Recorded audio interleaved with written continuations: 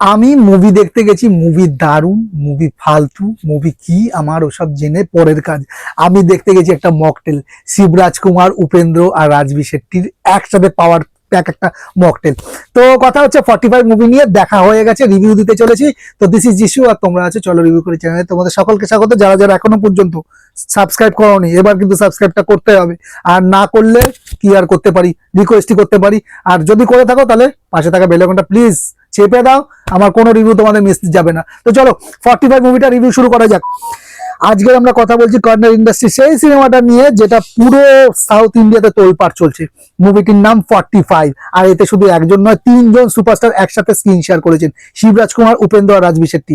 তো চলো শুরু করা যাক এই রিভিউটা। এই সিনেমার সব থেকে বড় হাইলাইট হলো এর কাস্টিং। কন্নড় সিনেমার century star Shivraj Kumar, real star Upendra আর ট্যালেন্টেড রাজবি শেট্টি, তিনজনকে এক ফ্রেমে দেখা দর্শকদের কাছে একটা বড় ট্রিট, বড় পাওনা।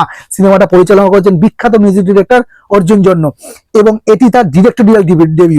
গল্পটি মূলত একটা হাই অকটেন অ্যাকশন থ্রিলার, যা সমাজ এবং সিস্টেমের কিছু অন্ধকার দিক নিয়ে কথা বলে। এর থিম কিছুটা ফিলোসফিক্যাল এবং একই সাথে কমার্শিয়াল মাস মশলায় ভরপুর। অর্জুন জন্য ডিরেকশনের দিক থেকে বলতে গেলে, একজন মিউজিক ডিরেক্টর হয়েও অর্জুন যেভাবে মুভিটি ভিজুয়ালি আর পেসিং হ্যান্ডেল করেছেন তা সত্যি অবাক করেছে আমাকে। তার মিউজিক সেন্স, সিনেমার ব্যাকগ্রাউন্ড স্কোরের ম্যাজিক তৈরি দারুণ করেছে, দারুণ। আর পারফরমেন্সের দিক থেকে শিবরাজ কুমারের এনার্জি, উপেন্দ্র সেই ইউনিক স্টাইল আর রাজবি শেট্টির এই ন্যাচারাল অ্যাক্টিং, এই ট্রায়ও পুরো সিনেমাটাকে একটা অন্য লেভেলে নিয়ে গেছে বস। প্রত্যেকের স্ক্রিন টাইম ব্যালেন্স করার চেষ্টা প্রশংসনীয় দাবি রাখে। সিনেমাটোগ্রাফির দিকে বলতে গেলে অ্যাকশন সিকুয়াল এবং যে ডার্ক টোন সিনেমাটোগ্রাফি আপনাকে একদম হুকড করে রাখবে। বিশেষ করে বড় পর্দায় ফাইট সিন গুলো জাস্ট আমেজিং, জাস্ট ফাটাফাটি লেগেছে। আর কিছু যদি খামতি আমি বলি, দেখো জটিল প্লট, সিনেমার গল্পে অনেকগুলো লেয়ার আছে যা সাধারণ দর্শকদের কাছে কখনো কখনো একটু জটিল মনে হতে পারে।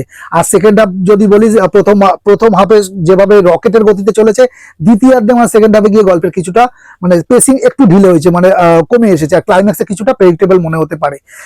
স্টার পাওয়ার, কাস্টিং এবং তাদের অ্যাক্টিং এর জন্য 5 আউট অফ 5 দিচ্ছি আমি। গল্পের নিরিখে 3.5 আউট অফ 5। মিউজিক এবং বিজিএম এর জন্য 4.5 আউট অফ 5। দারুণ বিজিএম হচ্ছে, দারুণ মিউজিক হচ্ছে। Action 4 out of 5। অ্যাকশন আমার দারুণ দুর্দান্ত লেগেছে। Final verdict 45 guys. 45 হলো একটি পিওর থিয়েটার এক্সপিরিয়েন্স। আপনি যদি সাউথ ইন্ডিয়ান মাস অ্যাকশনের মুভি পছন্দ করেন, এক্ষুনি যান, এবং তিনজন লেজেন্ডকে একসাথে দাপিয়ে বেড়াতে দেখতে চান, এক্ষুনি যান। তবে এই মুভিটি আপনার জন্য মাস্ট ওয়াচ হবে।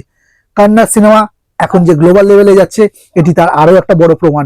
আমি 45 কে রেটিং দিচ্ছি 4.5 আউট অফ 5। আমার দারুণ লেগেছে বস, 45 নিয়ে কোনো কথা হবে না, দারুণ লেগেছে। তো এই ছিল 45 নিয়ে আমার ওভারঅল রিভিউ। কার এখনো পর্যন্ত দেখে ফেলেছো কমেন্ট করে জানাও। দেখোনি যারা, কি করছো দেখে বলো, দারুণ বই হয়েছে, থিয়েটারে গিয়ে বইটা দেখো, এনজয় পাবে। তো এই ছিল আমার ভিডিও। এই ভিডিওটা যদি তোমার ভালো লাগে তাহলে একটা লাইক শেয়ার করে দিও, আর সাবস্ক্রাইব করে থাকলে তোমাদের কাছে হাইলি রিকোয়েস্ট করছি সাবস্ক্রাইবটা করে দাও। তো দেখা হচ্ছে একটা নেক্সট ভিডিওতে, নেক্সট কোনো মুভি রিলেটেড বা সিরিজ রিলেটেড কোনো রিভিউ নিয়ে। ততক্ষণ তোমরা ভালো থাকো, সুস্থ থাকো, দেখতে থাকো। চলো রিভিউ করি, টাটা।